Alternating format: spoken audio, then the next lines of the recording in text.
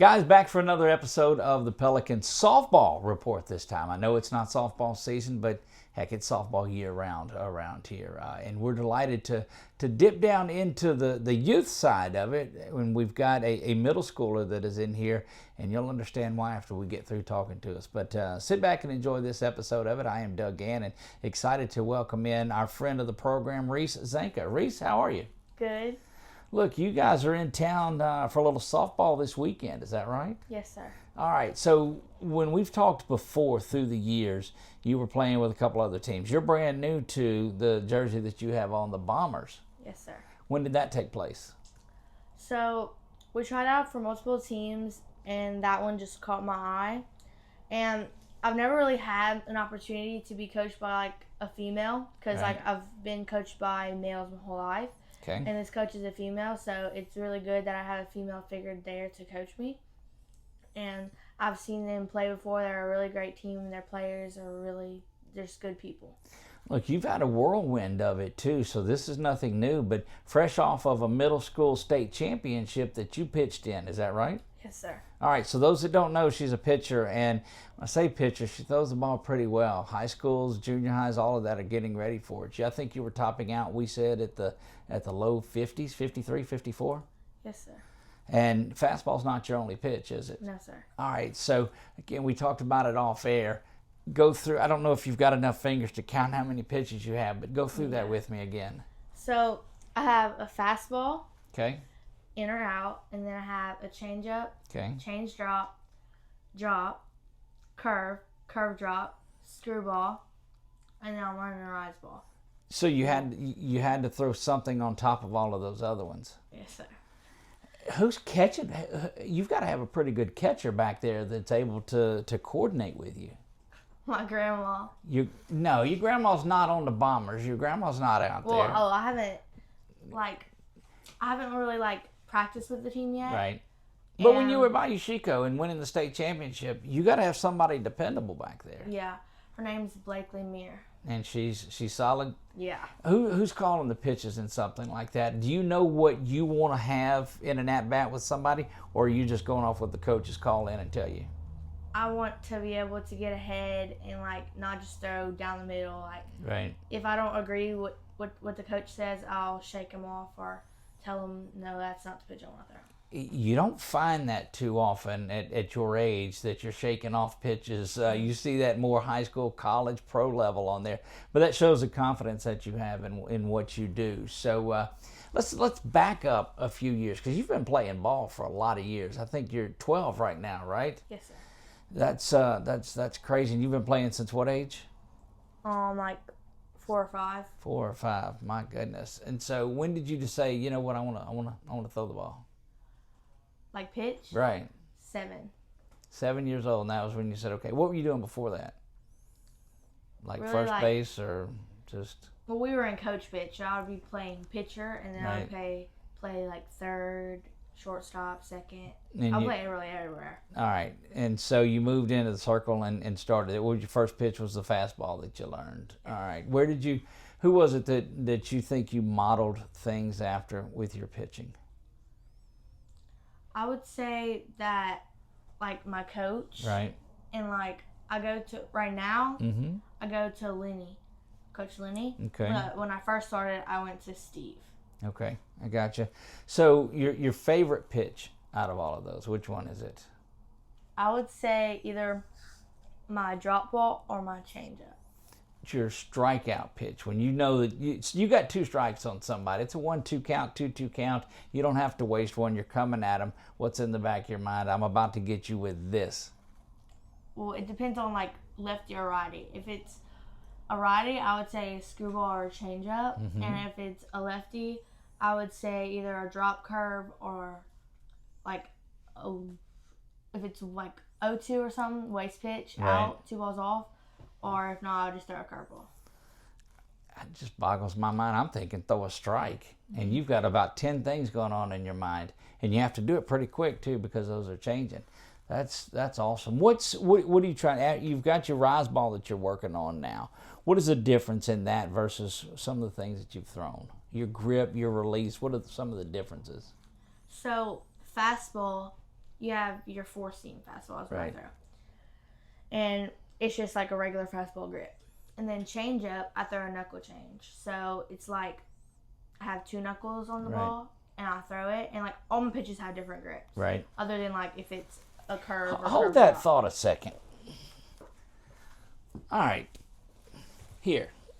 So that we're not confusing anybody about it, let's go through some of the pitches that you have. What do you? Let's say you're getting ready for your 4-seam fastball. What are you doing with it? So and hold it I'll- up a little bit so that I'll they play can with see it a little bit, like right here Right. in my glove. And then you'll have it on the backwards seat. Right. You have your 4 fingers, and then your thumb will be on also the backwards seat. Okay. Like on the other side. All right. Hold it like that. That's your 4-seam. Now your rise ball. What changes with it? So if you're here, you're gonna have it on the U, you call it, Mm-hmm. and you're gonna have your index finger and your middle finger on the downwards U, and then you just kind of go from there, and your pinky will just be on the downwards U with your thumb, and you're gonna come, and when you snap, you kind of go backwards with it. Right. So you don't want to push down or like just throw it down. You just want to spin it, so it'll it'll rise up. Right. And then you want to follow through like you're like flipping someone off, or like your thumb is the third, basically. All right. Well, there you go. Is that how they taught it early on? Okay. Well, there you go. Apparently it works. So there you go. All right. You're switching over, and we're throwing the knuckle drop. Is that what you said, or knuckle curve? What are you throwing? Change. Okay. Let's see it. Change. So you'll have on your backward seat, and then you have your 2 knuckles down. Right. And you'll have your pinky like on the seam right here, and then your index ring finger That's on right. just the middle of the ball, and then your thumb will be on the downwards U. And then you'll just, when you come around, you'll be at 3 o'clock, and then you just flip it and then come to your hip. You don't ever get confused or lost on those if they're calling this and you're gripping it the wrong way and something's do you ever cross up your catcher like that?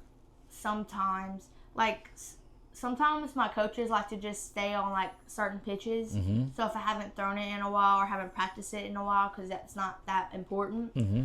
and they'll just throw it randomly, I'll have to think about it more than usual. Whatever happened just to the old-fashioned fastball that you're going to get up there and throw? Do you throw that pitch the bulk of the time, or are you mixing it up, moving around, throwing a lot of different pitches? I'm throwing a lot of different pitches. You never want to throw straight down the middle of the Right. thing. They will get you indeed. So when you're learning and working on these pitches, are some of them working one day and some of them not working one day? Yes, and there's good days and bad days that I have. So like some days the fastball will be working, and even though it's like just the same pitch, if it's inside or outside, sometimes inside will be working and outside won't. Right. Or it'll switch up. Right, and you just have to adjust throughout there. Look, that's my mind. If you could put, and I may put that emoji on there, something that's blowing my mind, all the different pitches, because in baseball you've got just 2 or 3 that these guys are working on and mastering. But I've seen that with you. It's just it's amazing at such an early age that you have the softball IQ that you have on there.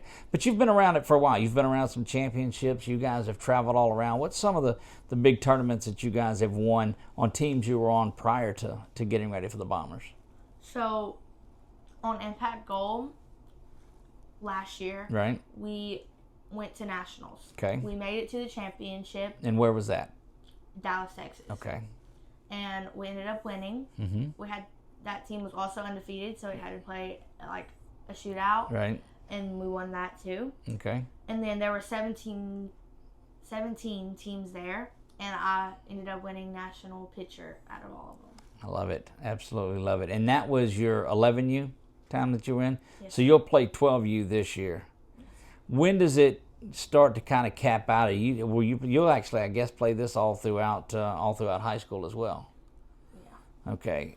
Well, the pitching difference is for school ball, I did pitch 43 feet. Okay. And for 11U, 12U, I pitched 40 feet. Okay. So yeah, so it's getting you adjusted for it without a doubt. All right. I mean, your summer vacation. I guess vacation is kind of a loose term on there because it looks like as soon as school's over, you're still at all these different tournaments. What's away from softball, if there is anything at all? What's life like for Reese that when you're not on a diamond or not having a softball in your hand? So, I do play piano. Okay. And like we have a swimming pool, so I'm always swimming, like, and I'll have like just friends over and stuff. And then I'm kind of starting into basketball, but I don't really know for sure yet. Right. And then like we'll just go to like my cousin's house, and like all my cousins, they live in different areas, so we get to explore different areas, different sites. Seems like with the travel that you've done, you've explored a lot of the areas. What's your favorite place that you went to? Doesn't have to be because of the tournament, but because we're here and this is cool. I would say either Arkansas or Hoover, Alabama. They have some good places. Well, there you go. What's some of your memories that aren't on the diamond? Because we hear about these bus rides home from high school teams. They enjoy. You ask anybody about a memory, it's the bus rides home and the singing and the chanting and all of these things that they do. How is it away from the field when you're with your group, when you're with your team? We just love to like.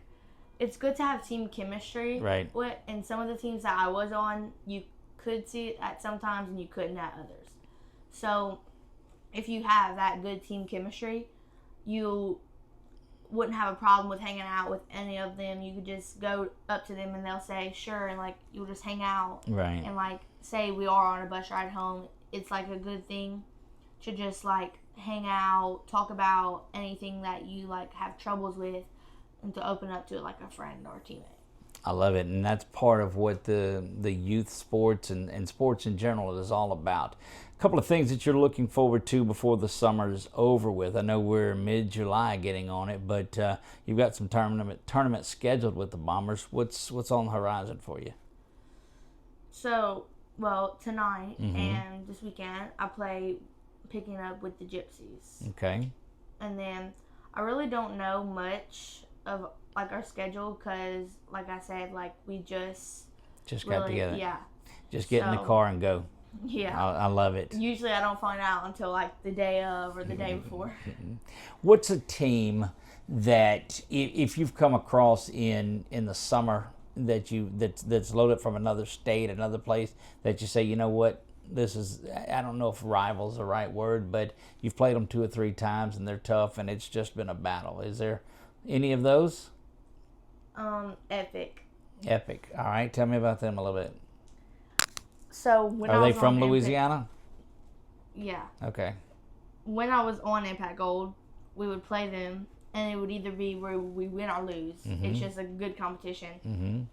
And that's how both teams saw it. You just have to go up there with the right mindset and to look forward to like winning.